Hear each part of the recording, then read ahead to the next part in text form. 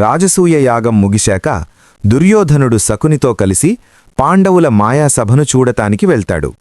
వజ్రవైఢూర్యాలతో మెరిసిపోతున్న ఆ భవనాన్ని చూసి దుర్యోధనుడు అసూయతో రగిలిపోతాడు. అక్కడ అంతా మాయ. నేల అనుకుని అడుగు వేస్తే అది నీటిమడుగు. అందులో పడి తడిసి ముద్దైన దుర్యోధనుడిని చూసి అందరూ నవ్వుతారు. భీముడు కొత్త బట్టలు ఇచ్చి పరిహసించడంతో ఆ అవమానం భరించలేక దుర్యోధనుడు పగతో రగిలిపోతూ హస్తినకు చేరుతాడు.